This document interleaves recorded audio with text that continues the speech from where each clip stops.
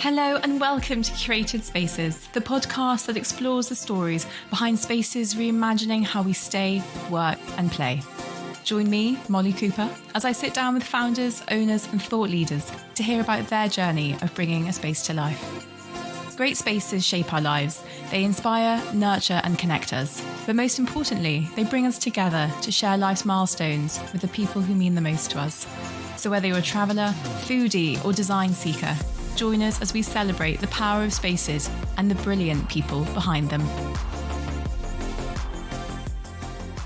Today I'm in East Devon, where the sun is beaming down on Glebe House, a gorgeous guest house and restaurant tucked away in the rolling hills of the Collie Valley. Beautifully restored by husband and wife, Hugo and Olive Guest, Glebe House is a truly unique foodie retreat with sustainability and creativity at its heart. I'm so excited to welcome Olive to the podcast and hear all about her journey of bringing this absolute gem of a space to life.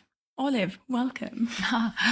Well, thank you so much for having me on. It's lovely to be part of this and I'm excited about talking. Amazing. Now, before we dive into it, I'd love to hear a little bit about your background, your story. You moved out here 3 years ago now. Mm-hmm. So what was pre-Glebe life like for you? Hugo and I lived in London. We lived in Brixton and I was sort of 10 years in advertising. Mm-hmm. But it had kind of got to a point where we just thought, actually, we want a little bit of a change of scene. And I mean, the idea had been bubbling for quite some time. It was really kind of like Hugo's dream for a long time. And I was kind of going, oh, I don't know, like Devon, like who goes to Devon? Yeah. Like what happens in Devon? But we sort of spent more and more time down here, especially like the few years before we came down. And I really, really started to fall in love with the area. Like it's in an area of outstanding natural beauty and we're just like 3 miles from the sea, and it's always been a really happy place for us. Because Hugo grew up here, we had lots of friends who were doing kind of interesting things and we knew about lots of sort of little businesses and this kind of like community that was bubbling around interesting sort of food and craft. Every time we came down, we'd just discover more and more of these amazing kind of artists and sort of potters and, you know, people making wine and cheese and things. And we just thought, oh my gosh, this place just needs to be celebrated. Yeah. It became a bit of an aligning of stars. And then when we started to think about having a family, I grew up in the country, as did Hugo. So we thought, actually, we do need to find a way to kind of, we felt like, you know, the countryside is home. We want to be able to give that same kind of lifestyle for our children as that we had. Mm-hmm. So we didn't really think that it was going to necessarily materialize, but we put in kind of an application for this grant that would help kind of turn this into something quite special. So it allowed us to build a bakery, build a kitchen garden, and do all the things that we wanted it to do to turn it into a restaurant. That was the dream. And when we got permission to do that, it was like, actually, okay, now we just need to sort of do all the other bits and do all the sums. And it all sort of slowly started to come into fruition. Just around about that time when we wanted to start a family, it felt like a really good time to move down. And Hugo's parents were getting tired from doing the B&B because they ran it as a B&B for 18 years. So we sort of thought, actually, let's continue this thing and let's preserve it, but put our own stamp on it. Yeah, because this is actually Hugo's childhood home. Yeah, exactly. So that's why we felt we wanted to kind of like keep it going, because it has so much special memories for us. And I think that's also why the feedback that we get from people when they come and stay is like, it's not like a hotel. It's like, it's a family home. And it has all those things that make you feel at home. And because it's still got lots of bits and bobs that Hugo had when he was growing up, but bits and bobs that I had and stuff that we've collected, it doesn't feel like a sort of carte blanche place that someone's just turned up to and you can sort of see it's part of a hotel chain. It's like Glebe is Glebe and it's special with all its idiosyncrasies and what I guess Hugo and I have put into it, but also his family and our friends and also the amazing staff that we have, because actually we've employed people who, you know, are very local, who live in the village, and that's been a really important thing for us because it's a sort of community aspect to it, and they've known the family for years and years as well. So I think you really feel that. So I came midweek, wasn't expecting it to be, you know, heaving. Yeah. And I get here, the car park's full, there's people going off for a run, I walk in, there's people checking out, people finishing breakfast, just bustle, bustle, bustle. It feels a bit like, you know, at Christmas when you have your whole extended family come to stay, and there's that sort of like organized chaos, and everyone's like eating and drinking and doing their own things. It does feel like sort of coming home for like Christmas almost. When I first started going up with Hugo and coming down, it got to a point where every time I came down, I was like, Hugo's parents had different friends from all over the place, and there was just the kitchen table that everyone used to congregate around, and it was like, I was like, you could almost just have a soap opera of just filming from the kitchen table, just all these different chats and all these interesting people who have walked through the door.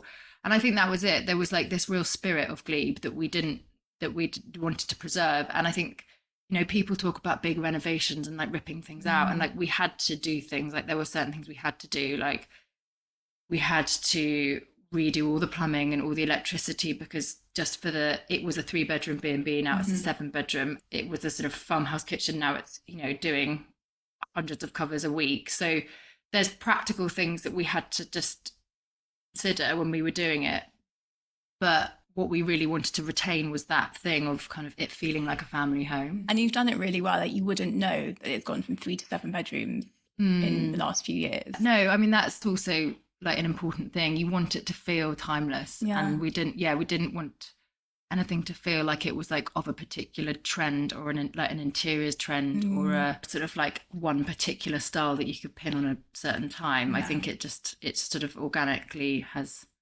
come together. I'd love to go into that, because you've got a bit of an artist background. Yeah, so exactly. How was it to go from painting or creating on like sort of 2D surfaces to bringing a very 3D living, breathing building to life, I guess?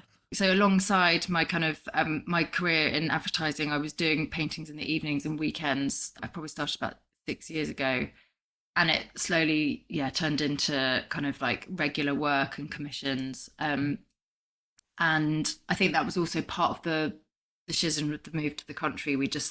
I wanted to be in a space where I felt more inspired, especially as a lot of my work is landscapes, and I'm inspired by the sea, and we're so close to the sea. So that was a big thing. And then obviously with Hugo, with his cooking, he wanted to have more space to do what he wanted to do with his charcuterie. And like, you know, he was like, I can't build a temperature controlled aging room in my garage in London's. And he wanted to keep pigs and do everything kind of like from the start of the process.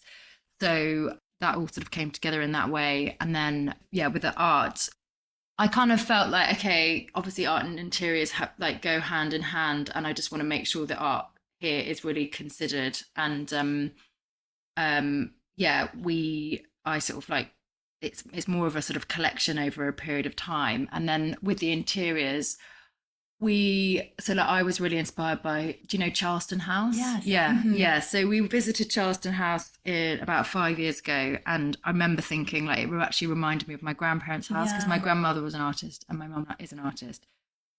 So I kind of was like, I just want to recreate that feeling that I feel when I feel so at home when I'm surrounded by things that have had so much love poured into them and so much consideration. So, which is why like a lot of the pottery and a lot of the surfaces are hand painted.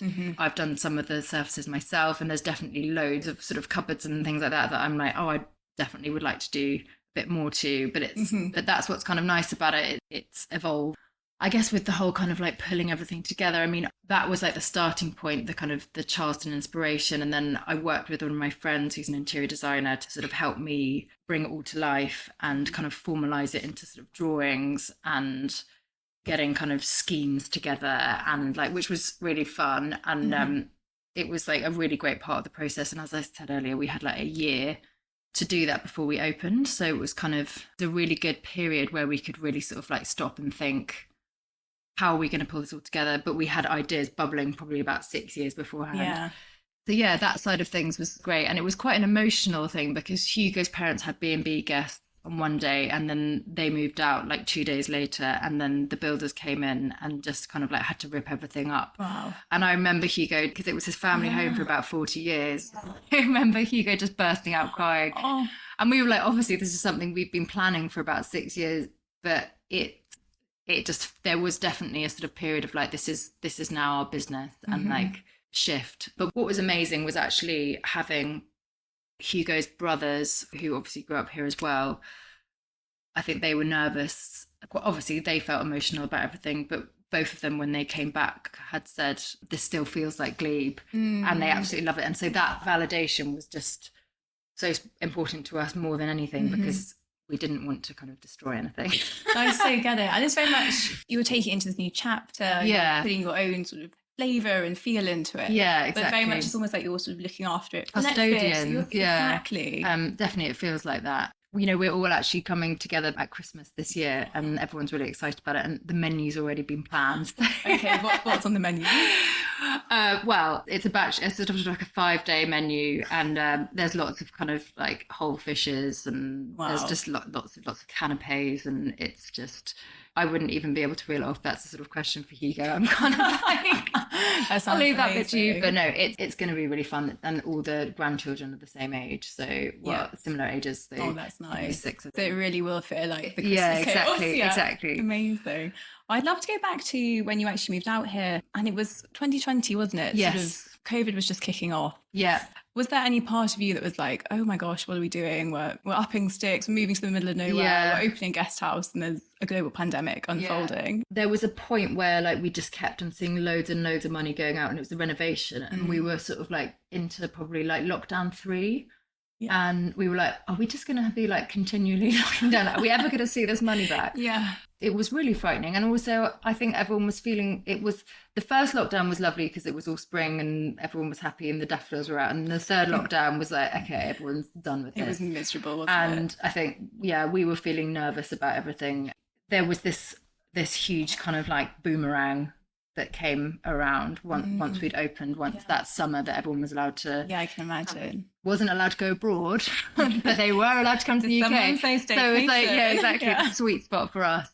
So actually, we had this amazing first year, and we were like, we could have sold our rooms 4 times over. So it was incredible, and we had to learn really quickly and probably made quite a few mistakes along the way. But it was amazing. We've had such a good team. We're so lucky. We've got like amazing chefs like Sam. We've got our front of house Maisie, and a whole load of other people. Our housekeepers are just really, really thoughtful. Because of the people that are around us, we've been able to kind of push through this and have lots of lessons learned. But we're now into our 3rd year, so it feels a lot more kind of, I don't want to say easy, but it feels like we've got things. Yeah, we've got things under control now. So and is it what you expected in terms of the people that come, what it's like? I think like it's actually, I think it's exceeded our expectations. Like we only sort of assumed that the restaurant would just be somewhere where people would just come in. Maybe we get a couple of locals, but it would mostly people we were cooking for would be the house guests. But actually the restaurant, we have regulars, every other week, and we're operating at capacity, and it's sort of the busiest it's ever been this summer. The lovely feedback that we get and about kind of the rooms and service, it really keeps everyone going. I can so imagine. And you do quite a lot of other things, don't you, like your mackerel dinners? Exactly. So that's something that also, it was something that we always set out to do, but it's definitely something that has grown over time. The mackerel fishing was just something that we loved doing, and we always had a barbecue after we went mackerel fishing, and then now that's turned into one of our sort of most popular sellout events. So I think definitely in the future we'll be doing a lot more of those kind of like outside dining events, because people just love feeling connected with nature and like a nice view. It's like we're actually all quite simple people, just want like nice food and a nice view. Exactly. So like the cooking courses, like the pasta, the bread, and Hugo's just started doing the salami courses, which are really popular, and the art courses. So that's another thing I wasn't sort of expecting to happen, but it's really, really taking shape, like the art. So sort of selling the art from the house, but also running lots of art courses. I think people can see that this is an inspiring location and space to create. So that side of things, I think we'll definitely be developing further. I think there's this real idea of sort of craftsmanship at the heart of like Hugo's food, the art, the creativity side. Like even just looking around, it feels like everything is chosen for like really good quality. It's not something you just picked up at IKEA. I think that you can really feel that as you walk through the house. Oh, good. And the artwork on the walls, you were saying that actually guests take it home, not as So in the restaurant areas, we've probably got about kind of 6 artists that we represent. Most of them are local artists and potters as well. And we've now started doing lampshades from Bloomsbury we visited. They make gorgeous hand-painted lampshades, but definitely the sort of like pottery and the art is something that people love. People love a souvenir, and that's something that we're kind of like growing at the moment. It just, again, started off as something small that we try out, but I think, the collection is considered, and the artists that we work with are really talented, and it all kind of like fits in Glebe. But it's nice because we know that the style at Glebe isn't necessarily sort of like super kind of overthought in terms of where every painting goes, that we can just replace it with new art. And it's so lovely to like have art on the walls. People come and stay and see it and love it and take it, and then it's on another wall, and this sort of cycle continues. I think that's exactly lovely. It's nice for the interiors to feel kind of refreshed. I mean, there are certain places where I'm like, no, you definitely can't touch that piece, and that is going to live there forever. But in the conservatory where the walls are white, and the dining room, and some of the other parts where you've just got just a row of paintings, that lends itself to being a bit more flexible. Absolutely. It's a bit like the kitchen garden, the coming going of the season. Exactly. And I'd really like to talk about the kitchen garden, actually, and maybe food in general. Yeah, totally. Because how much do you get from your like own pigs, garden? How much do you have to go outside of Glebe for? For about 6 months of the year, we're self-sufficient in vegetables. And then the rest of the year, we get everything from sort of local farms. And then we also try and use as much as we can that we've preserved. And then all of the salami is from our own pigs. The main course tends to be from local farmers. And all our fish is caught locally. It's all within, however many, like 10 miles. And I think you said at the beginning this was very much sort of Hugo's dream for longer than it was yours. And was he coming at it from this foodie side totally. Of so the original idea was for it to be more of a sort of a cooking school. And then, which we still do our cooking classes, but kind of we managed to sort of then go, well, we need to turn it in somewhere for people to stay. And then we also need to feed people when they're here. So then that's how it turned into a restaurant. And then it's just bits that have just been added on to the idea as we've gone along. It's really great, and quite organically, really. Yeah, exactly. That's lovely. Okay. And so Glebe today is bustling, it's busy, it's looking gorgeous. Do you have anything coming up? Any future plans? Yeah, so we put in a cabin last year, which is doing really well. I think people really love being kind of like having the facilities of the main house, like the restaurant, the pool, the tennis court, but also having their own privacy and a nice view. So hopefully we'll do another few rooms that are private on the grounds. Gorgeous. And then we've got these barns as well that eventually we'd like to turn into something. We're thinking maybe a produce shop or extended gallery, or somewhere where people can do yoga, or somewhere where we can do events in the winter and things like that. Because how many events do you do? Are they mostly summer, spring things? We do a few weddings a year. We do sort of smaller weddings, so it's like 40, 50 people. Do lots of our smaller experiences, but there'll be kind of like 10 people. So those will be probably every week we'll do a different experience. We do one with Castlewood Wines as well, which is a few miles down the road. So they do the wine tasting in the vineyard tour, and then they have a picnic just down by the cellar doors. So every week it will be different ones. So in the summer it will be mackerel fishing, the vineyard tours, and then we'll do pasta and bread. But in the winter, it just tends to be the ones that are more kind of outdoorsy, like the art courses and the food courses. Yeah, so actually having a little inside bit to have your indoor feasting in the winter. Exactly. Yeah, gorgeous.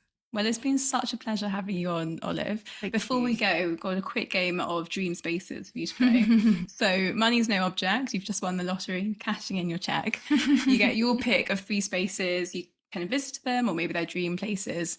So what would be the place you'd escape to get away from it all and detox? Oh, that's such a good question. I would have to say I'd go back to Japan. We went there just before we got married, and I love Japan. Yeah. We went skiing in north, but there were all these amazing onsens. And then I was just reading a magazine the other day, and I saw this incredible woodland cabin with an onsen outside, just glass floor to ceiling. And I just love to go there and just spend kind of a week just reading and chilling out. Yeah. Wow, I love that. Japan. Wasn't expecting. Okay. This one's a bit more maybe fun. Where would you host your ultimate birthday party? Well, I've got in my head this place that I want to go back to. Hugo and I were doing a coastal walk just in Cornwall Gorenhaven, and we just walked past this incredible house. I think it was a National Trust house. And it's like a dream house, but it's just right on the cliff, and then it's got its own private beach. I think it sleeps about 20 people. Stunning. And so I've still got it in my head. I want to have my fortress there. It's coming. Yeah, exactly. I love that. Pile in, settle in. Gorgeous. Okay, final one. Your once in a lifetime bucket list trip. Where are you going, and are you staying anywhere particular? I would love to go to Nepal. I haven't been there, and I've got all these photos of my parents after they got married, of them walking, and me and Hugo have done a bit of hiking. We hiked around New Zealand after we got married, and that's one place that I really, really would love to go to and explore. I just think the landscape's really beautiful. That's amazing. We haven't had Nepal yet. That's a first. Yeah. I love it. Okay, well, thank you so much, Olive. Thank you. Such a pleasure. Oh, nice to speak to you. Thank you so much for your time and having me on. Thank you. Thank you so much for listening to this episode of the Curated Spaces podcast. For more information and content around any of the spaces we feature, head to our website or Instagram, and don't forget to subscribe to have new episodes delivered straight to your inbox every Wednesday. And if there's a special place in your life that you would like to hear on the Curated Spaces podcast, please do get in touch, as we're always on the lookout for more brilliant spaces to share with the world.